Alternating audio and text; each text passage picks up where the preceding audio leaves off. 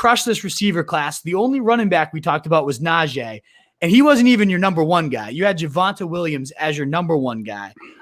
What did you love about him, and do you like this fit with the Broncos? It seems crowded with Melvin Gordon there. Do you think Javonte could just usurp him right from the start, or how long do you think this takeover is going to take? Yeah, if it's if it's an open competition, there's every reason to believe it should be.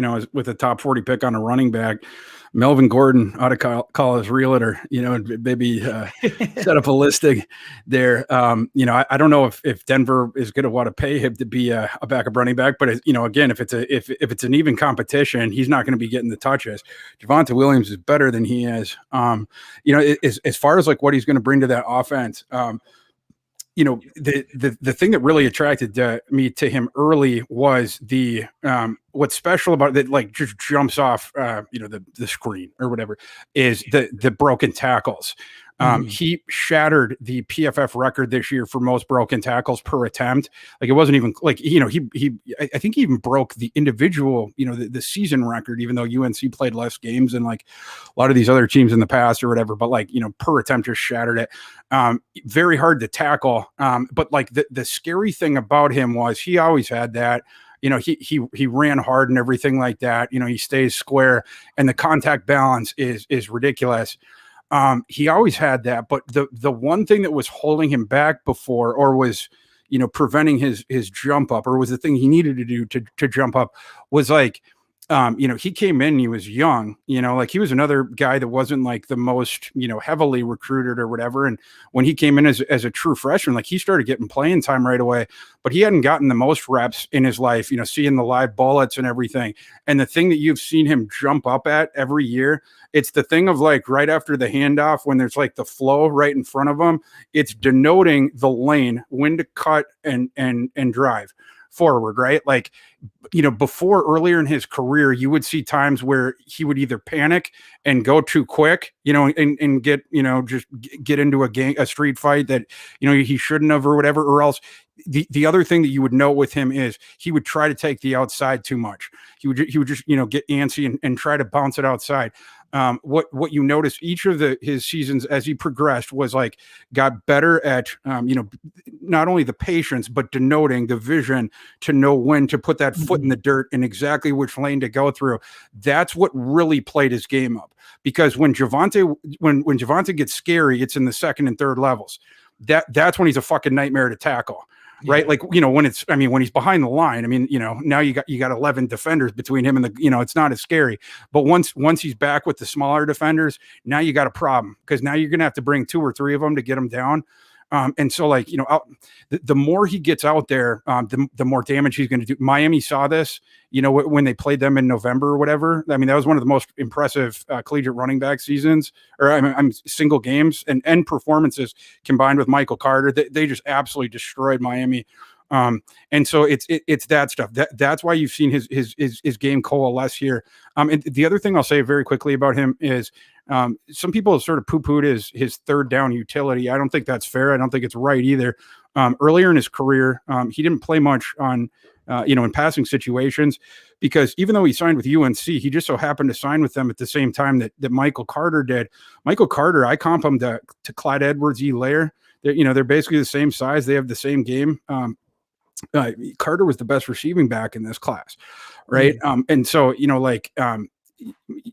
above Etienne, right? Like, I don't even think it was particularly close, as far as like how smooth they are and like everything like that.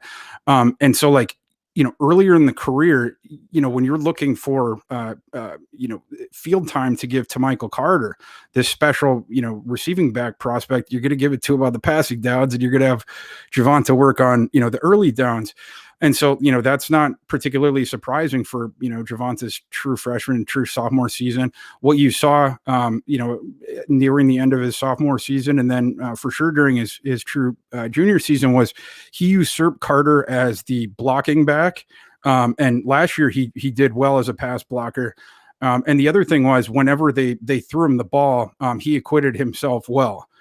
He didn't get as many, targets, for instance, say as Najee Harris did.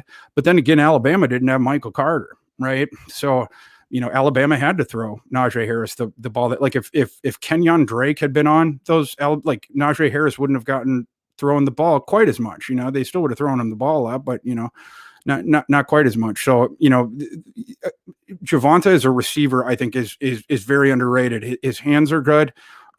His routes are fine, everything like that. And, the second he catches the ball, it's just that smoothing to square up, shoulders to the goal line, and he's punching it. And then he's going to be a problem for you if he's in space.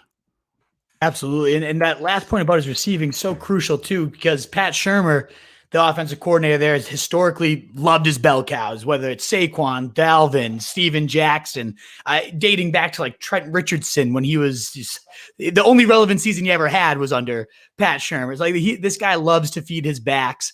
He went up and traded for this guy. So I'm with you. I think this could be the Javonte show sooner than later, and especially Dynasty, if you can be patient. Melvin Gordon's got 1 year left. Like it by next year, but probably if it is an open competition, like you said, draft him now. Get in early and get that kid. I think he's gonna beat out Gordon one way or the other. The other thing is, if they don't trade for Aaron Rodgers, like they're gonna have to hand the ball off a shit ton. It's not going to be the best offense, but the running back's going to get all the touches on the team. If they do, trade for Rodgers, the running back might not get quite as many carries, but their touchdowns are going to go way the fuck up. So, I think like that's something you might want to get in early on, is the Javonte thing, because I don't think Gordon is as big a competition for him, maybe as like in perception. And again, like if they get Rodgers, that offense becomes a bonanza. Absolutely. Oh man, that offense would be insane with Rodgers. I was wondering that Sutton and Jody, and then those running back. It could be Hamler. Like they've invested a lot, right? Yeah, and the skill guys like Fant, Albert O. They put a lot of money into the offensive skill. Draft equity. In recent years, Javonte being another one. Absolutely. And then I know it's time to